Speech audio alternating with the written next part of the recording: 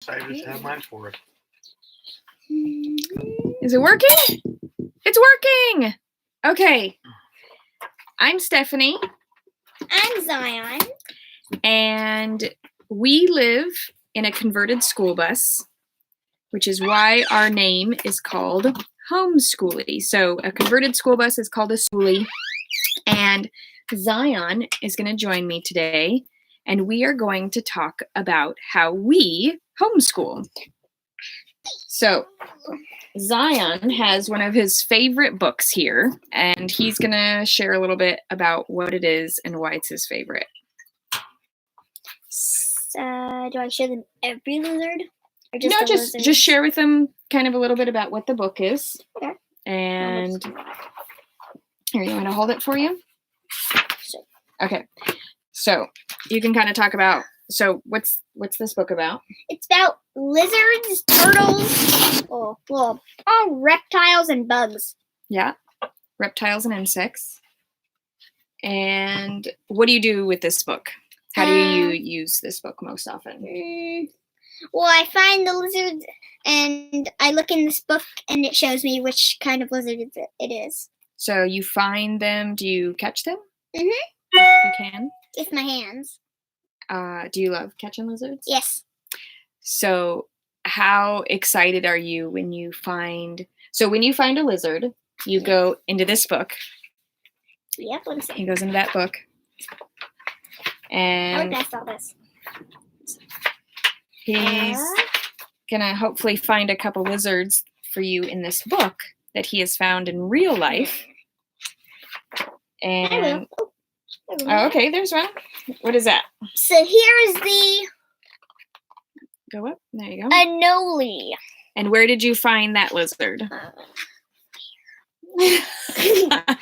What state were we in? It had alligators. Oh, thank you. Missouri? We're in Florida. And there's tons of these lizards. Yes. Tons of anoles in Florida. Mommy, can I listen to a Spartan story? Not right now. I'm using the internet. You can come and share your experience with homeschool. No, I would. Can you close the door, please? Ooh, So, what is that one? Here's a alligator lizard. Okay, so you've got an alligator. Where did you find alligator lizards?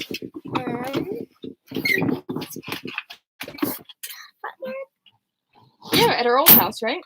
Old house. Yep. So that was in the Southern California mountains. Zion caught a few alligator lizards. Do you remember the time that you caught an alligator lizard and it did what? Do you remember it? Bit my finger. And what did you do? Scream. You tried to shake it off. So Zion's been catching lizards ever since he was very little, just a few years old. Oh. Is that a whiptail? Oh, yeah. Yeah. So if you just joined us, say hi in the chat. So what we're doing is Zion wanted to share. Hey, Mark!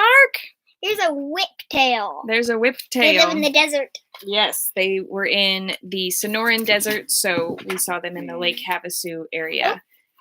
Here's a, what is this? It's a type of blue skink. Skink. Here's a skink. Blue tongue skink. Type of skink. And we were actually here on the property, so we were in Arizona all winter, and we ended up driving across the country this past week. So that's what we were doing all week. We kind of, got off. I'm doing a virtual retreat in my Facebook group, and I ended up not doing that because we drove from Arizona to Southern Illinois in just a couple days. Excuse you. And it took us a little while to get here. But when we got here, what did we find? Frogs? Yeah, they found frogs. And what else would you walk over? Do you remember the name of it? Skink. Blue racer. A blue racer. So whenever we come across frogs or reptiles or insects or animals or birds. A big part of our homeschooling, which my personal philosophy is that homeschooling is not just for the kids. It is about my furthering education. Here's a garden stake. Where do you find those? With your friends in? Very bad word. Washington. Bad. Washington. Yes. So with every reptile or insect that they've found, they have a memory of it with the state. They sometimes forget the states, but they have an aspect of learning science, geography, geology. There's a math aspect in there from the distances that it takes for us to drive from one place to the other. So there's a lot of components. Yeah. You didn't find the chuckwalla? Is the chuckwalla not in there? I don't know if it is. So there's a lot of components in the fact that homeschooling is for us, we do something called unschooling.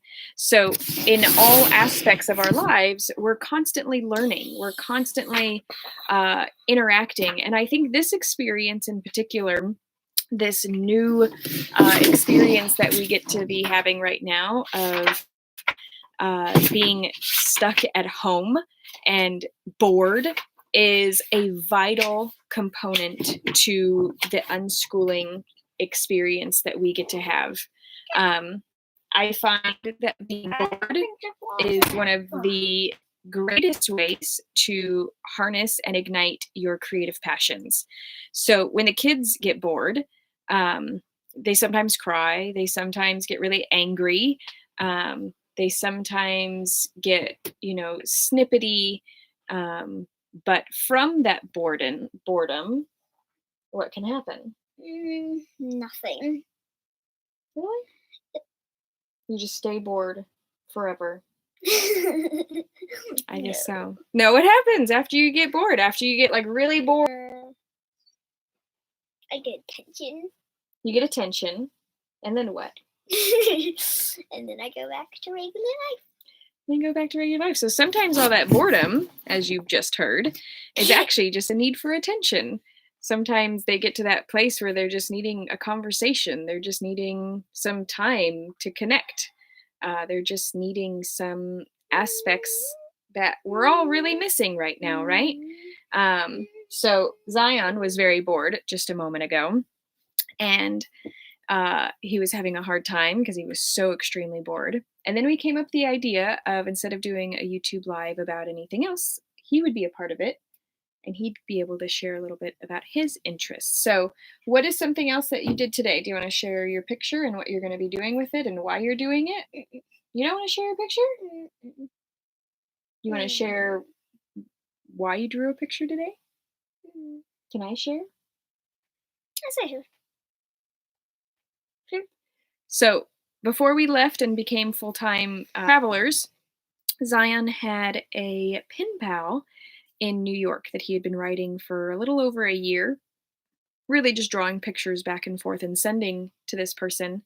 And since we are now going to be staying in the Illinois, in this location for as long as this lockdown thing is going on, we're actually going to be making a garden.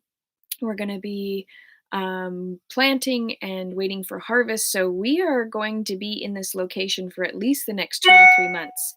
And so because of that, Zion got pretty excited at the fact that he could actually write his pen pal and be somewhere long enough to receive a letter back from his pen pal. So he got excited, drew some pictures, and they're going to be able to practice their handwriting. So if you have kids of really any age, something that could be really beneficial is getting a pen pal. If you have cousins, if you have friends, if you have anything. So a lot of times we think that school has to look like school. But in reality, school can look like everyday life, because as you're baking, you're doing math. We did that recently. We doubled a recipe, and they would technically be by their age level. So they were doing fractions. This is something that is really simple to incorporate, and it's something that you can do literally every single day to get math practice in, by doing baking, something that's really simple. Another aspect is to get or make a pair of bean bags. I know everybody's hoarded so many beans of all different types now. They're not going to go bad if you put them in some cloth and utilize them as a toy or a tool. So I'm going to be making some bean bags, and bean bags are a great way to count, to do addition, to do multiplication, to do division, tons of games. So I feel like in this time frame, homeschooling for us, which is called unschooling in our house, or road schooling or world schooling, which is really literally and figuratively learning from our everyday experiences and from what we are doing and what is affecting us. So trying not to take the experience that we're in right now out of education and separating them again. We've separated education from our daily lives for 100 years now and called it school. And so I just want to encourage everybody that right now, whether you have kids or you're an adult on your own, it doesn't matter. This is a valuable learning experience for us to get used to being bored, for us to drop into our creativity. And we hang out with a lot of people, like we were going to be like super tall Paul. And so they make lots of mouth noises now. So influential people, if you're interested in something, now's really the time to explore it, because you have the ample time and the energy. I know I've been sucked into social media and YouTube videos and all sorts of rabbit holes, but I feel like this week I'm kind of getting my head out of the clouds, and I'm going to jump into more of being creative and learning and implementing the things that we've been really having a desire to do. So, such as gardening. I am an awful gardener, but we're going to learn how to garden as a family. Are you excited about gardening? Zion, are you excited about gardening? Would you like to have a conversation? Yes. Okay. Do I need to repeat the question because you didn't hear it again? I didn't hear it. Huh? I didn't hear it. Are you excited about gardening? A little. The deer. The deer? Yeah, there's deer here, so we're gonna have to put up some chicken wire around our garden. And Zion has actually always wanted to not have to go to the grocery store to go get food anymore. Because I hate. Because he hates going to the grocery store. Hate. So he hates it. So a garden has actually. He likes going to the grocery store for Lego sets. Lizards.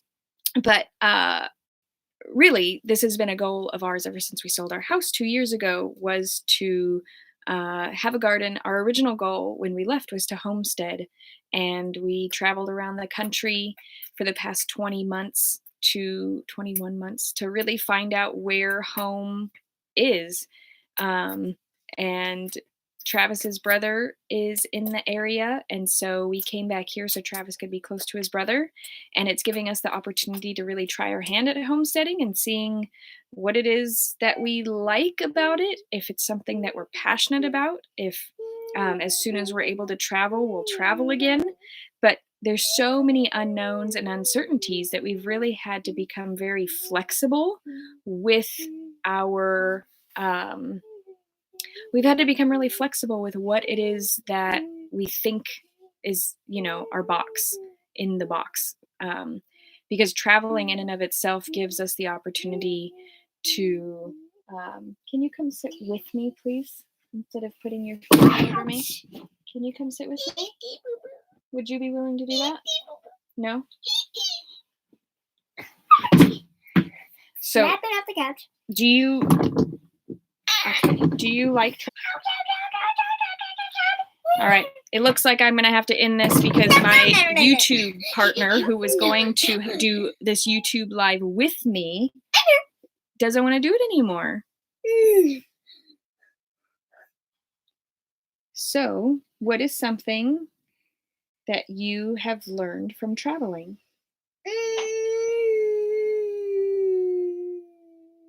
Always when you're traveling, look out the window. Well, unless you're watching a show. But Yeah. Always get the front seat. Yeah, there's a front seat, so you can see out the front window, right? And What's some of the coolest things that you've seen out the window while driving? horses. Wild horses? Yep. Yeah, that's been pretty cool. Anything else that you've seen? Snakes. Oh, we have seen some snakes Turtles. out the window. Turtles out the window, yeah. Tarantulas. Nope. You I didn't see them, see huh? Dead snakes. Dead snakes out the window. Dead animals. Dead turtles. Lots of dead things outside the window, too. That is something. But sometimes trees. falling over trees, yeah. We went through a hurricane section, right? So a lot of times we've gotten to see animals as roadkill that we wouldn't have otherwise seen. And we get to learn about the wild and the nature in that way. So what else? What else? Anything else that you would like to share? What are some other things? Is that it? So Nope. I'm printing out some Waldorf style circle time songs. It's upside down. Did you mean for it to be upside down? Nope. This is the picture he made today. That's too close, Zion. I can see it. You can't. They can't. There you go. So this is the picture that he's made of him and his pen pal. So I will be posting some more resources that I have just to create more interaction, to create more fun, and to create more time together. Is there anything else that you would like to share? Yes. What? I really like fishing. He really likes fishing. And chopping. And okay, I want to say something about that. So the two things, like chopping firewood and fishing, doing laundry by hand is something that we had been doing a lot of. Doing dishes, those are all in the Waldorf world called meaningful work. Doing meaningful work is actually really valuable because guess what? What? You feel a part of the family when you do meaningful work, right? A little. Yeah, when we hang the laundry up and you're part of. Yeah. You do like that. You like how you help me rinse out all the clothes and that part you like. So the whole part. See, get your whole family, get yourself involved in more meaningful work. I feel like we've become so separated because everything's automated in our society and in our system right now. Hey, greetings from California. Hello. It's Papa. That's his name. Papa. You say hi to Papa. Hi, Papa. So meaningful work actually has been lost from our society of automation. And if you're feeling disconnected from things, if you're feeling disconnected from yourself, sometimes just adding in some more meaningful work can actually create it so that you're not so bored. I might just have to send these kids out to go do some laundry by hand. They wouldn't be so cold. They wouldn't be so bored. But it's a cold. No. You aren't sending us outside. It's cold and really windy. Okay. It's cold and really windy today, so it's difficult being outside. So we live in a 200 square foot school bus, so sometimes it's hard when we're so on top of each other, and it's cold and windy outside. So I know those of you who live in homes have a different atmosphere, so maybe reverse that. Spend a little bit more time outside, exploring, finding bugs, insects, reptiles, birds. Set up a bird feeder if you can, and just start learning the names of all the birds that eat the bird feeder. Are you finished? Are you finished with this? No. Okay, then sit up, please, so that you can be a part of it. So that's another aspect. Is there anything else that you want to share? Nope. You're good? Well, plants? What about movement and exercise? How do you move your body? Aha! I know. I totally wanted to share about that. Oh, he totally wants to share about this. Okay, so he's going to share about something he's really excited about. So something that we actually have, it's actually in the barn right outside now, but in our bus, no, I meant your ball. Get your ball and show them how you've been counting. We've been using yoga swings, which are really amazing. You can hang them up inside of your house and you can get some movement. You can get some stretching. Yoga swings are really fun. So Zion got this ball for Christmas, just a regular old playground ball. And he has been counting his bounces. How many are you at? Oh, 30. Can you? They're over here. 30. Wait. Yep, 30. No. Somebody put something on. Aha. 30,900. He's at 30,900 bounces. So that is literally bouncing this ball 30,900 times is what he has timed. Time in the home base yard. Yeah. Yeah, absolutely. Absolutely. Yeah. So there's so many ways to kind of, can you wait to do that though? Because it's very loud on there. Thank you. Is there anything else you want to show them? Nope. No? Actually, plants. What kind of plants? What are you talking about? Poisonous plants. What poisonous plants? Poisonous plants that can be made into medicine also. We don't have any poisonous plants that we make into medicine. No. I'm talking about that could be used as medicine.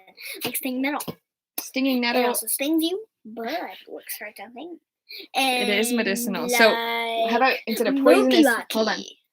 Instead of poisonous plants, how about wild plants? Oh. What did we have a salad? What did we have a salad of? Oh, chickweed, dandelion. Can you speak regular so that Chickweed, they can understand you? Fluff balls, and a little bit of cotton candy. We did not have cotton candy wild from our yard. But something that we have been doing is just going into the front yard. If you have a lawn, I'm sure you have dandelions in it. Do not kill them this year. Don't kill your dandelions. Eat them. Add them to your salads. There's actually a ton of wild edibles that grow regularly inside of people's lawns, including broadleaf plantain, red clover. There's tons and tons of things. Violets are growing right now, chickweed, cleavers. So if you have a yard and you have, I would encourage you to look up what is in it and what's growing in it. I know I saw that. I told you it's working. So I'm going to end this now since there's just a lot of yelling and noises happening now. So I appreciate you being here. If you have some questions that you would like us to share about, I'll be happy to answer those. I know there's a lot of people who have questions about all sorts of things that we do in our lifestyle. So this is going to be the week that we answer some of those. And hopefully you can just kind of experience a little bit of life with us and we can connect. So thanks for being here and I'll see you guys tomorrow. Can I listen to a sparkle story now?